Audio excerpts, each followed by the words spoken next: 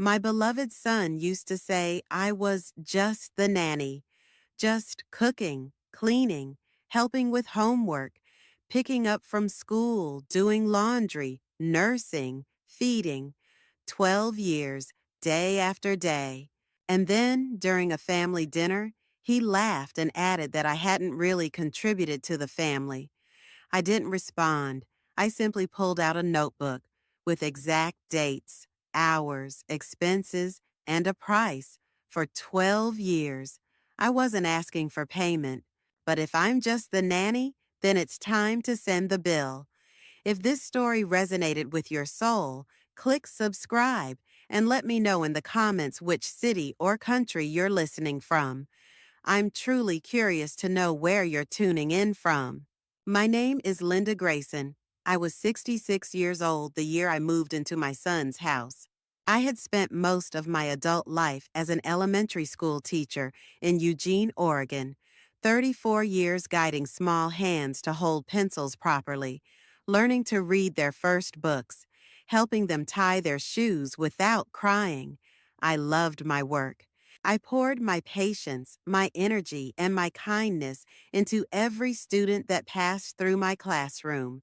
But after my husband passed away and my retirement loomed, I knew I didn't want to sit in a quiet house, dusting furniture and listening to the clock tick louder than my thoughts. When Michael, my only son, asked if I could help with the kids, his two little ones, aged 3 and 5 at the time, it didn't feel like a decision. It felt like gravity. Of course I would help. They were my grandchildren. His wife, Emily, had just returned to full-time work as a nurse practitioner, and Michael was climbing the corporate ladder at a local tech firm. They were overwhelmed, juggling daycare, shift schedules, fevers, and preschool drop-offs. At first, the arrangement was simple.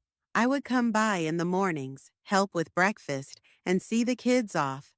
But slowly, almost imperceptibly, my visits became stays. My guest room turned into my permanent room. My toiletries found their way into their bathroom cabinet. My clothes hung beside their coats in the laundry room. My life folded itself into theirs, like a napkin tucked into a place setting. No one said it out loud, but it was understood. I was the support beam, the invisible one. I picked up the pieces of their days, morning tantrums, forgotten backpacks, after-school snacks, endless laundry, surprise parent-teacher meetings. I knew the names of their teachers, the brand of toothpaste the youngest would tolerate, the exact sound of their footsteps when someone needed help in the middle of the night. My pension was modest, but I never asked for anything. I bought groceries when shelves looked thin. I paid for summer camp when their budget didn't quite stretch. I stitched Halloween costumes at midnight and baked cupcakes for last-minute birthday parties. I stayed up during stomach flu outbreaks, scrubbing sheets and holding tiny hands over the toilet. I waited in pediatricians' offices. I taught them to read, to tie their laces, to say please and thank you like they meant it. It wasn't about repayment. It was love. And love, in my world, wasn't measured in hours or effort. It was presence. It was saying yes even when you were tired. Sometimes Emily would call me a blessing, and that warmed me. Michael, too, would occasionally hug me from behind and say, "We don't know what we'd do without you, Mom." Moments like that felt like currency, recognition. They never lasted long, but I clung to them.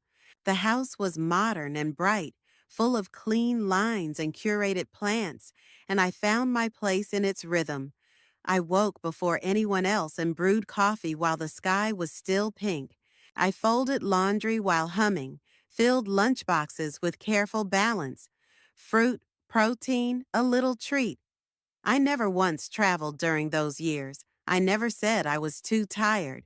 My friends would call sometimes, ask when I'd join them for bingo or book club, and I always gave the same answer. Maybe next month. But next month never came. It wasn't that I was unhappy. I was just busy, occupied with love. That's what I told myself. That's what I believed.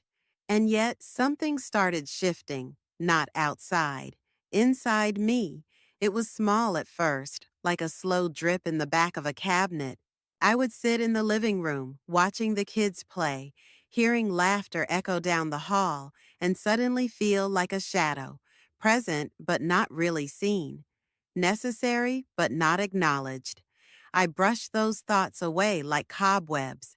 I reminded myself that I had chosen this, that being needed was a gift, that not all gifts came wrapped in bows or gratitude. But still, I wondered, if I didn't wake up tomorrow, who would pack the lunches? Who would iron the shirts? Who would refill the humidifiers and schedule the dentist appointments? And more hauntingly, would anyone notice the quiet?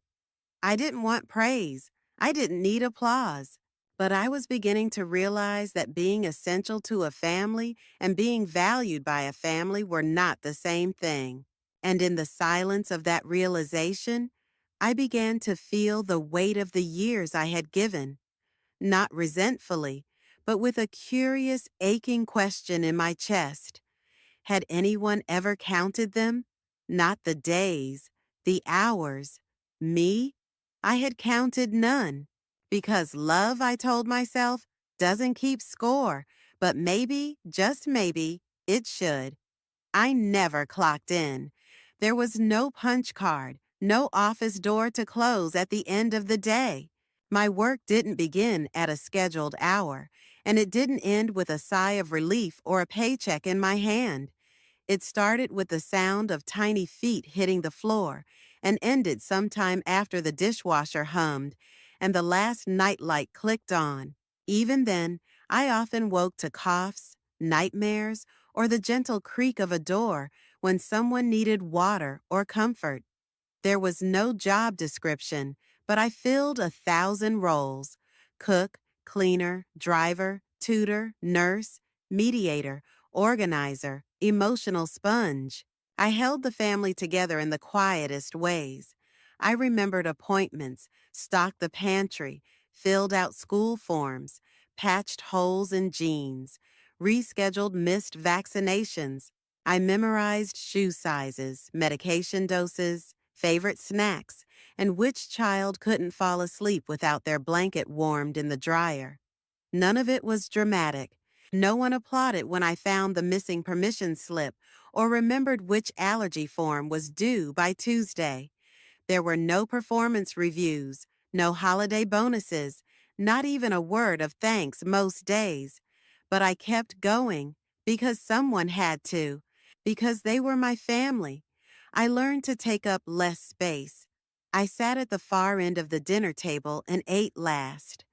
I ducked out of the way in photos. I waited for everyone else to leave the house before taking a shower. If something went wrong, if a shirt wasn't ironed or a snack was missing, it was my fault. If everything went smoothly, no one noticed. It became routine, this erasure. My name faded from conversation. I became she, her, grandma, when they remembered. I didn't mind at first, but over time, it chipped away at me. The children grew, and with each passing year, they leaned on me less. But my work didn't lessen. It just shifted. Instead of diapers and lullabies, it was school projects, forgotten instruments, carpool schedules. I became the default, the backup, the answer to every inconvenience. If someone got sick, I stayed home. If plans changed, I adjusted. When Emily's mother visited, I quietly stepped back, slept on the couch, and made myself scarce. They called me flexible, helpful, a lifesaver, but their praise was fleeting, conditional. It lasted until the next favor was needed, until the next crisis. No one ever asked how I was doing. No one noticed when my knees started to ache or when my hands shook a little while chopping vegetables. I canceled my own doctor's appointments to make sure someone was home when the repairman came. I gave up my book club, my morning walks, my quiet afternoons. I stopped knitting, stopped journaling. My own life shrank into the spaces between their needs. And still, I felt guilty whenever a flicker of resentment passed through me. Who was I to complain? I had a roof over my head. I was with my grandchildren. I was needed. But needed is not the same as seen. There were moments, small, sharp ones, that pierced deeper than I expected. Like the time Emily told a friend, laughing, "We're lucky. Free child care is hard to come by." She didn't look at me when she said it. Or when Michael bought concert tickets for a weekend trip and asked me, hours before they left, to watch the kids just this once. Or when I realized I hadn't received a single birthday card in 3 years. I started to wonder if love was supposed to look like this, if being part of a family meant becoming invisible, if the comfort I provided was so seamless, so automatic, that they forgot it came from me. It was in the quiet moments, late at night or early in the morning, when no one was asking for anything, that the loneliness hit the hardest, not the kind that comes from being alone, the kind that comes from being surrounded by people and still feeling like you don't matter. I didn't want to be thanked every day. I didn't want gifts or flowers. I just wanted to feel that my presence wasn't an expectation, but a choice they still appreciated. Instead, I became a fixture, a background hum, reliable, predictable, taken for granted. I told myself this was how love worked, quiet, enduring, unnoticed. But deep inside, a quiet question began to form. What would happen if I stopped? Would they stumble? Would they notice? Would they miss me? I wasn't sure, and that, more than anything, hurt. It was a Saturday afternoon in late spring, the kind of day that would have once felt like a celebration in itself. The sun filtered through the windows just enough to warm the wooden floors. Birds chirped outside as I arranged the final platter on the dining table. Tiny sandwiches, fruit skewers, and a 3-layered cake with pale blue frosting I had stayed up past midnight to finish. It was my grandson Noah's 12th birthday, and I had planned the entire thing. Every balloon, every banner, every detail. I had double-checked the RSVPs, made allergy-friendly treats for the school friends, and made sure Emily's coworkers had options that didn't include gluten or dairy. I had even borrowed folding chairs from a neighbor to make sure everyone had a seat. I wore a soft blue cardigan and a string of pearls my husband once gave me. They had gathered dust in a jewelry box for years, but I wanted to feel like a hostess that day. Not just a helper, not just a body in the background, but someone who had created something worth noticing. Guests began arriving around 2, the house filled with laughter, movement, and the high-pitched excitement of children hopped up on sugar and freedom. I moved through it all like I always did, quietly, efficiently, invisibly, refilling chip bowls, wiping up spills, cutting cake, taking coats, organizing games, watching over toddlers too young to understand boundaries, smiling through the exhaustion building in my joints. At some point, I noticed that Emily and Michael had gathered people in the living room. Someone handed out plastic champagne flutes filled with sparkling cider. I assumed it was time for the toast. I paused in the kitchen, brushing frosting from my hands with a dish towel, waiting to be called over. But no one called. I walked into the room just as Michael raised his glass. The room quieted. Everyone looked at him. I stood near the entryway, still holding the towel, uncertain whether to step forward or stay back. Michael beamed as he began thanking everyone for coming. He praised Emily for her incredible effort organizing everything. He complimented Noah for growing into such a bright young man. He even made a joke about juggling work deadlines with parenting chaos, and the room laughed warmly. Then, as if on cue, He looked around the room and said something that struck deeper than anything anyone had ever said to me. And of course, a big thank you to my mom, our full-time nanny. We're pretty lucky to have someone who works for hugs and leftovers. The room burst into laughter. Not cruel laughter, not malicious, but easy, thoughtless, communal. I stood there frozen, the towel clenched in my hands. My smile didn't move. My heart didn't either. Nanny, hugs, and leftovers. 12 years. 12 years of diapers, midnight rocking, carpooling, sewing, cooking, worrying, and rearranging my life down to the breath. And that was the summary. A joke, a warm chuckle. I looked around the room. No one noticed the shift in my face. No one saw the way my shoulders dropped or how my eyes darted briefly to the floor. They had already moved on. Someone clinked glasses. Someone made a joke about asking me to babysit their dog. Someone else said, "Hey, where's the cake?" I turned and walked back to the kitchen. The cake was already cut. The plates were stacked. I finished wiping down the counter, folded the towel, and placed it on the edge of the sink. I didn't cry. I didn't scream. But something inside me cracked, soft and silent. It wasn't about the joke. It wasn't even about the words. It was the realization that this was how they saw me. Not as a mother. Not as a woman who had stepped in to hold their family together, but as a convenience, a punchline, a free service they'd grown too used to having. The rest of the party passed in a blur. I smiled for the photos. I handed out goodie bags. I told everyone how lovely it had been to see them, and no one suspected a thing. But that night, after the house was quiet and the decorations were packed away, I sat in my room with the door closed. I took out a notebook from my dresser drawer. I opened it to the first blank page and wrote one sentence. This is when I stopped pretending it didn't matter. And from that moment on, I began to count. The day after the party, I woke earlier than usual. The house was still and dim, the kind of quiet that only comes after celebration. Leftover crumbs dotted the counters, and deflated balloons clung to corners like forgotten promises.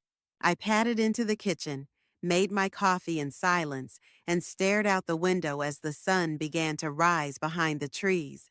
Something had shifted in me, not loudly, not dramatically, but deeply. It wasn't anger. It wasn't even sadness.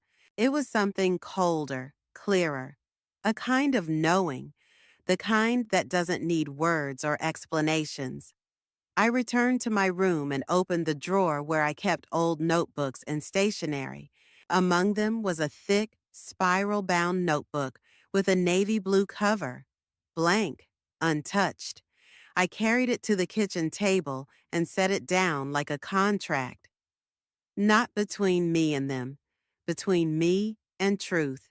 For the first time in 12 years, I decided to measure what had been taken without acknowledgement, not because I needed repayment, but because I needed reality. I started with a calendar. I flipped back month by month through old planners, email confirmations, school notices. I found every school year's first day, every summer break, every holiday I had helped them navigate. I noted the sick days I had covered, the weekends they had gone away, the nights I had stayed up with fevers or stomach bugs.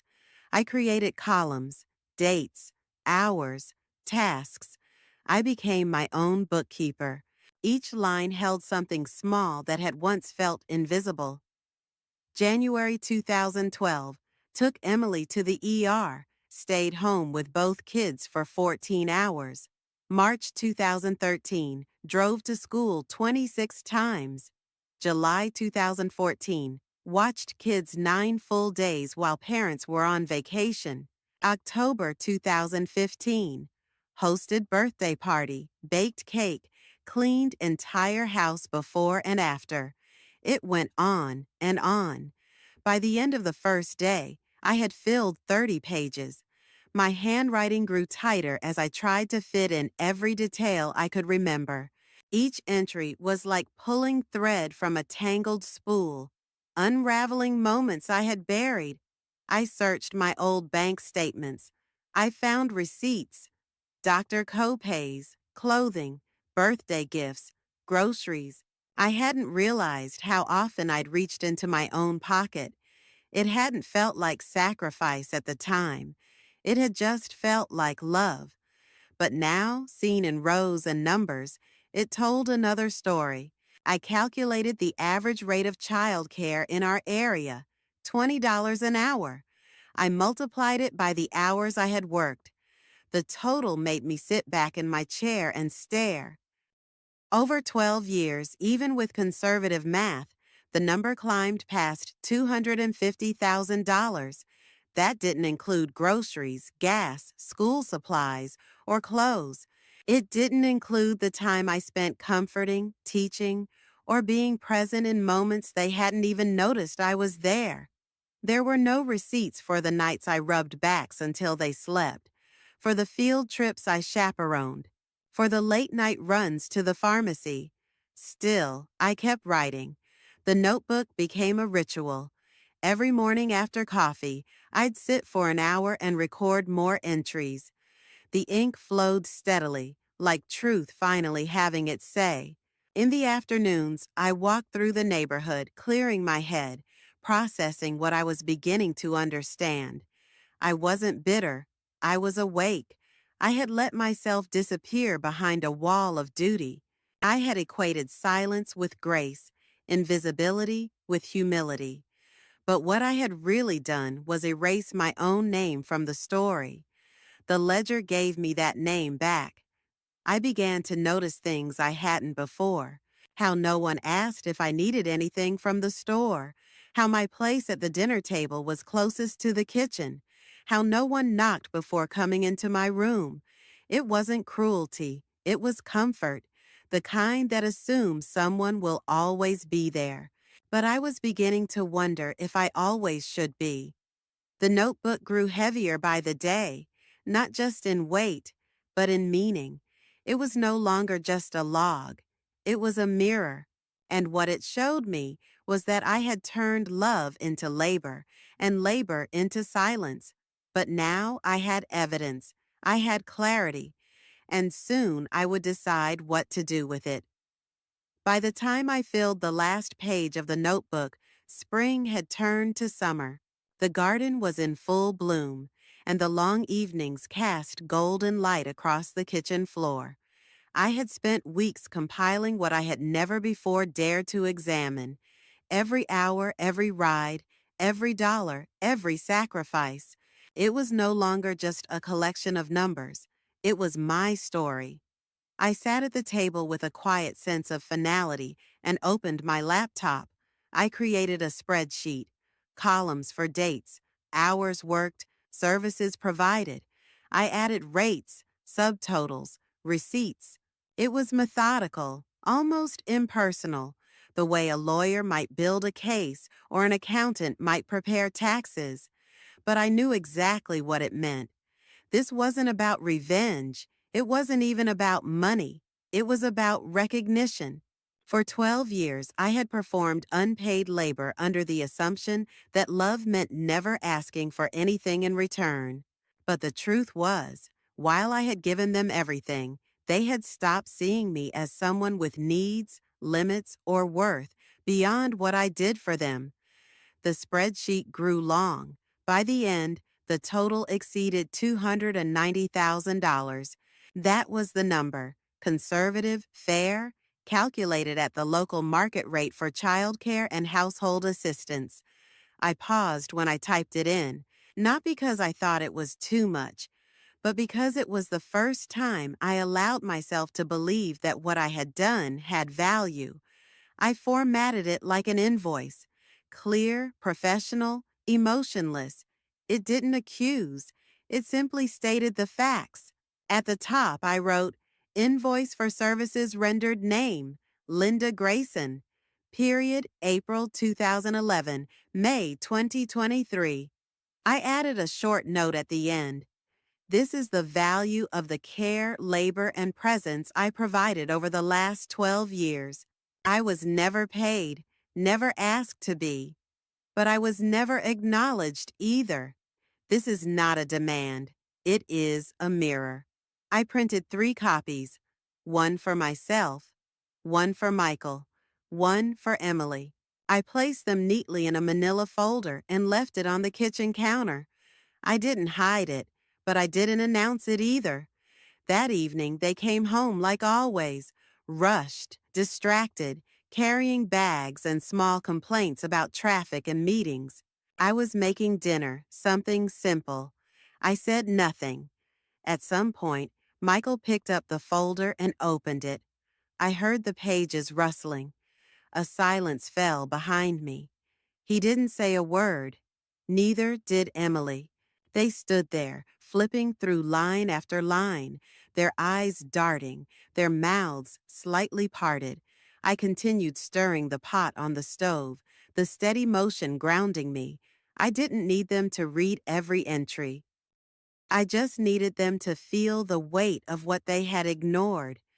They whispered to each other behind me, low and urgent, as if the contents were dangerous, fragile. I didn't interrupt. I had already said everything I needed to say, with ink, paper, and a decade's worth of truth. Later that night, I returned to my room. I lay on my bed and stared at the ceiling, unsure of what would come next.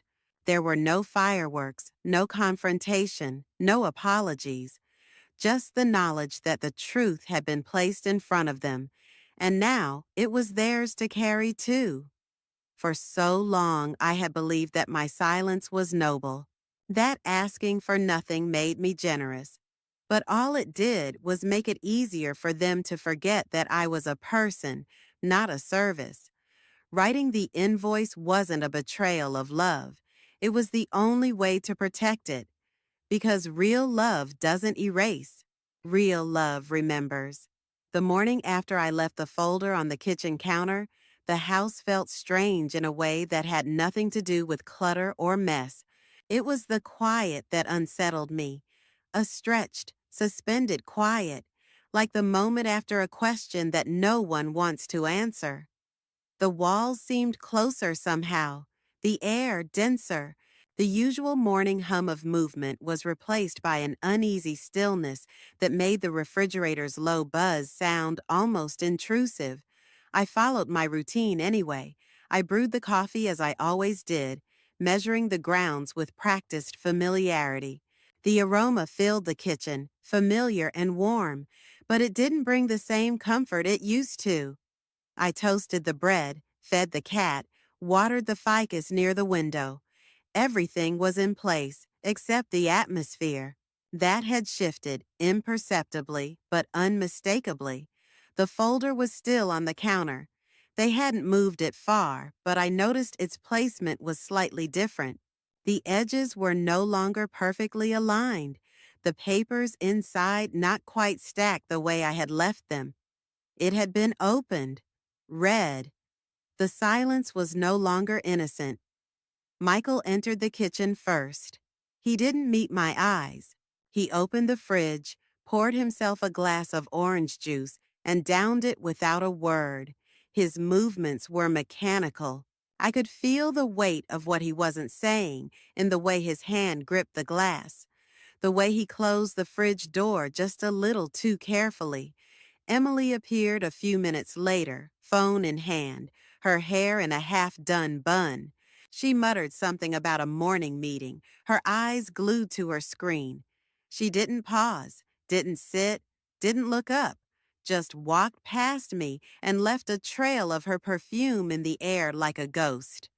No one mentioned the folder, not directly, but I saw how their eyes flickered toward it, then quickly away, like it was something sacred and shameful at the same time, a boundary neither of them had the courage to cross. That day passed slowly.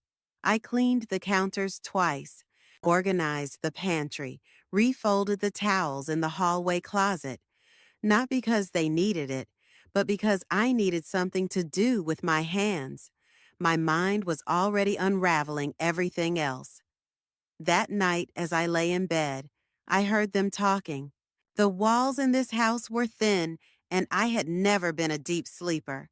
I didn't catch every word, but the tone was enough. Frustrated, confused, hushed. They didn't know what to do with the information I had given them. I heard phrases like, too much, and what is she expecting? They were whispering around my worth as if it was something debatable. On the second day, nothing changed. Michael left early. Emily barely spoke. The folder remained untouched, yet alive, its presence pulsing from the corner of the counter like a wound they didn't want to look at. On the third day, I walked into the living room and found Michael sitting on the couch, the folder open on his lap. He didn't hear me at first. He was flipping through the pages slowly, his brow furrowed. I saw his eyes scan each line like they were reading someone else's life. Then he noticed me in the doorway. His expression froze. Our eyes met. For a long second, he looked like he wanted to say something. His lips parted, then closed again. His fingers pressed against the paper, but his voice didn't come. I waited, not impatiently. When it was clear nothing was coming, I gave a quiet nod and walked back to the kitchen. I wasn't angry. I didn't need confrontation. I didn't even need an apology. What I wanted, what I had always wanted, was truth. And if they weren't ready for it, I wouldn't force it on them. That night, for the first time in years, I didn't cook dinner. I let the silence be their meal. I listened as they opened drawers, shuffled through takeout menus, tried to fill the space I had always quietly occupied. The children asked questions. Their voices were softer, unsure. The rhythm was broken, and they didn't know the steps. The next morning, I found a folded note on the kitchen table. The handwriting was Emily's, neat, careful, deliberate. She wrote that they were processing, that they hadn't understood, that it was a lot to take in. There was no warmth in the words, no emotion, no real acknowledgement, just a statement that something had been received. A vague gesture toward understanding without the risk of actual vulnerability. I folded the note and slipped it between the final pages of my notebook, not out of sentiment, but out of order. It belonged there now, a line among many. After that, they tried to return to normal. Michael asked if I needed anything from the grocery store. Emily mentioned a wedding coming up and asked if I could watch the kids. I smiled politely. I said little, because we all knew things were no longer the same. The folder still sat on the counter for days after, untouched, yet undeniably present. They glanced at it sometimes, furtive, uncertain, as if waiting for it to erupt, as if fearing it might. But it didn't need to. It had already done its work. I had written it not to punish, but to remind, to show what they had refused to see for too long. And now they saw. The numbers didn't matter. What mattered was that I had kept count, that I had remembered, that I had spoken. And for the first time in years, they couldn't look through me, because I wasn't invisible anymore. I was undeniable. I had drawn a line, and they didn't know how to step over it. The day I decided to leave, it wasn't a grand declaration. There were no tears, no slamming doors, no words spoken in anger. It unfolded quietly, like the end of a season. Inevitable, calm, long overdue. The kind of ending that feels less like breaking and more like release. I stood in the doorway of my room, the same room I had slept in for over a decade, and looked at it with fresh eyes. It wasn't a bedroom. It was a storage unit for a life half lived. The books I'd once dreamed of reading sat unopened, stacked on a shelf beneath a dusty lamp. Jigsaw puzzles still wrapped in cellophane leaned against the dresser. My rocking chair, the one I had brought with me when I first moved in, was untouched, buried under folded laundry and forgotten jackets. There was a calendar on the wall filled with dentist appointments, school events, dinner parties, but not a single date that belonged to me. That morning, I began to pack. I did it slowly, intentionally, not rushing through the motions. I chose only the essentials: a few sweaters, my most comfortable shoes, a wool scarf I had knitted years ago. I placed my late husband's photo in between two soft towels and packed it last, not because I needed it to survive, but because I wanted something that reminded me I had once been loved with reverence. I didn't tell Michael and Emily right away. It wasn't secrecy, it was sovereignty. I needed the choice to be mine, fully and without interference. I spent my evenings online, scrolling through listings. Most places were either too expensive or too impersonal. But then I found it: a quiet senior apartment complex about 10 minutes away, tucked behind a church and a row of maples. The listing showed a corner unit on the third floor with big windows and a tiny balcony. Nothing fancy, just enough. I visited it the next morning. The building smelled of fresh paint and coffee. A woman was watering geraniums outside. The apartment itself was empty and echoing, but when I stepped inside, I knew. It felt like air after a long storm, cleansed, breathable. Mine. I signed the lease on a Thursday, paid the deposit, scheduled the move for the following Tuesday. On Monday night, after everyone had gone to bed, I wrote a note, a simple one. I left it on the kitchen counter next to the fruit bowl. I didn't write anything dramatic, just that I had found a place of my own, that I was safe, and that I appreciated the years we had shared. I wrote it kindly, but without softness, not to invite guilt, but to close the door gently. The move itself was quiet. I hired two young movers who chatted as they worked. They called me ma'am and asked if I wanted help setting up my bed. I declined. I wanted to make the bed myself. I wanted to put every corner in place, to tuck the sheets under the mattress just right. It was a small thing, but it mattered. It was mine. That night, I sat on the balcony of my new apartment with a cup of chamomile tea. I watched the streetlights flicker on one by one, and for the first time in years, I felt a stillness that wasn't loneliness. It was solitude, and it was beautiful. The silence inside the apartment didn't weigh me down. It freed me. It didn't remind me of absence. It reminded me of possibility. For the first time, I could hear my own thoughts without interruption. I could decide when to speak, when to sit, when to rest. No schedules, no requests, no shadows to hide in. I unpacked on my own time. I placed books on the shelf in order of mood rather than title.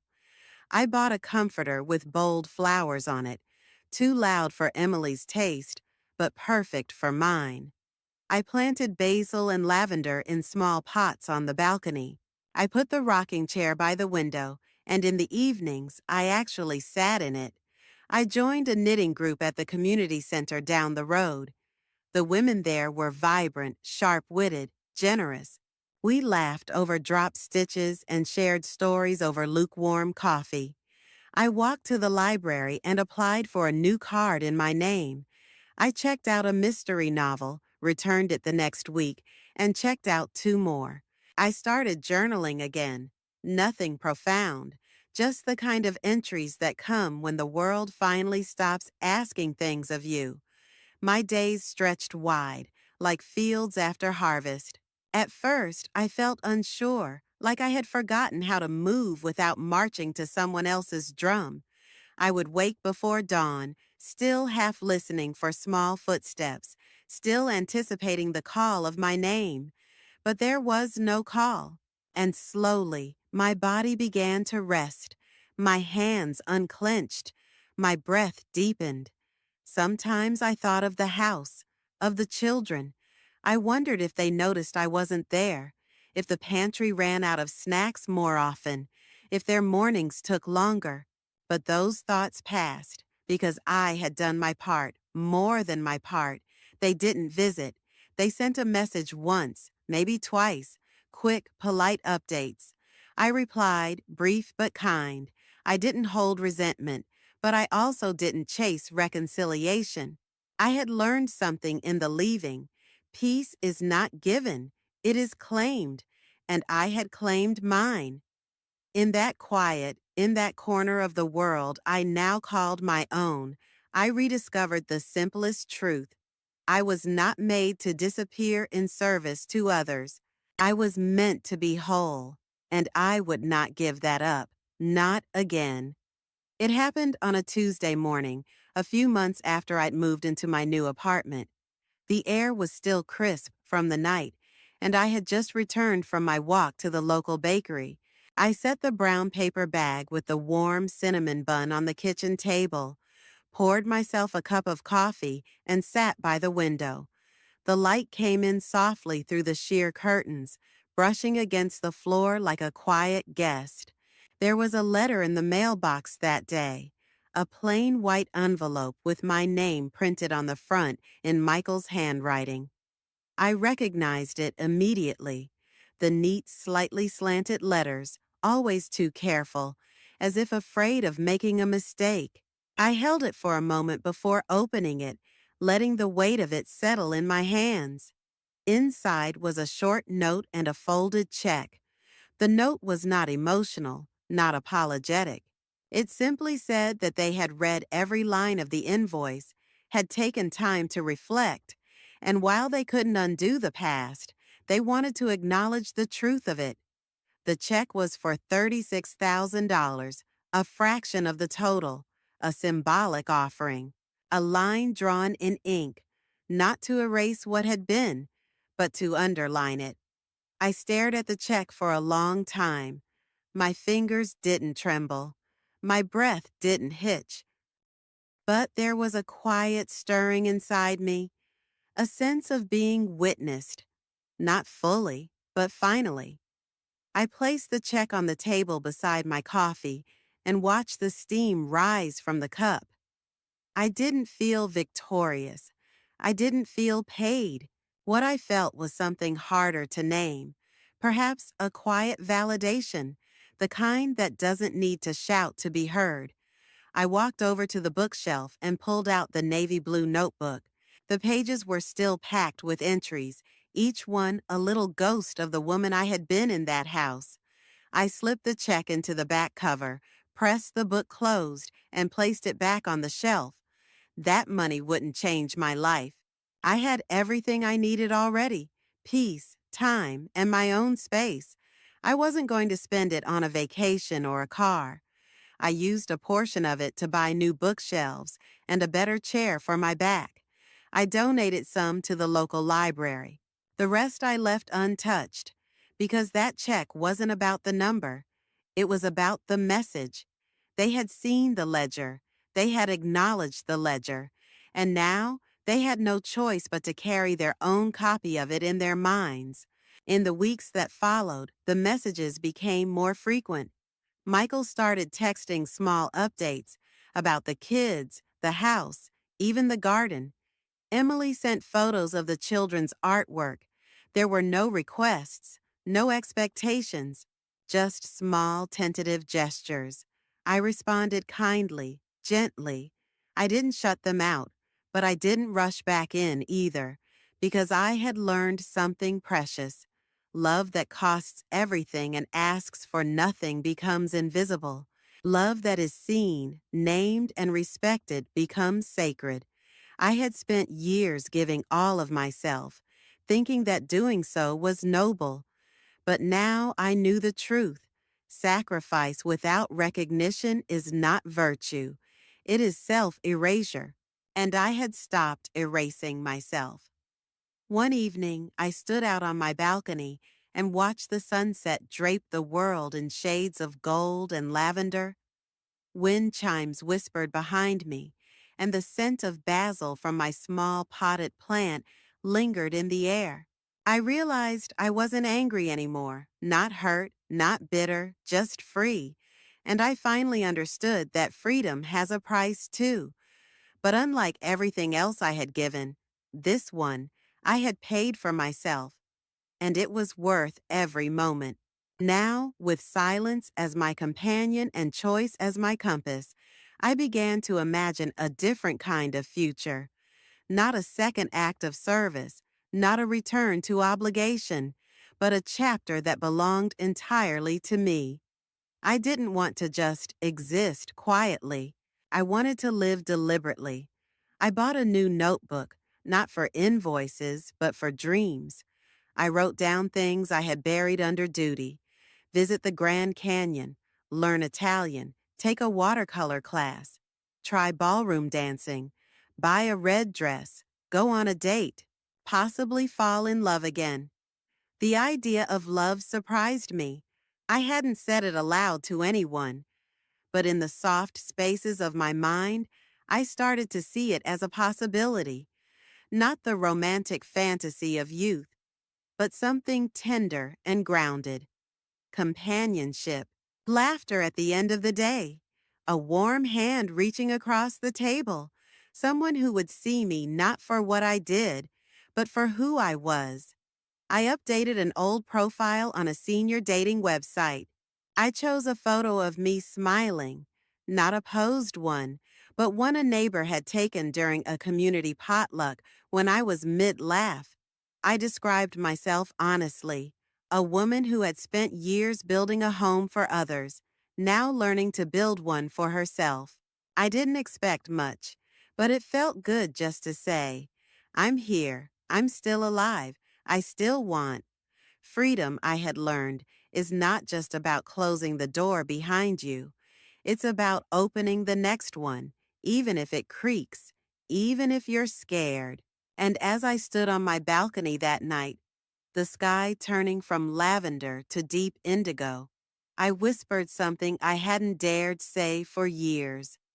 I'm not done yet, not by a long shot.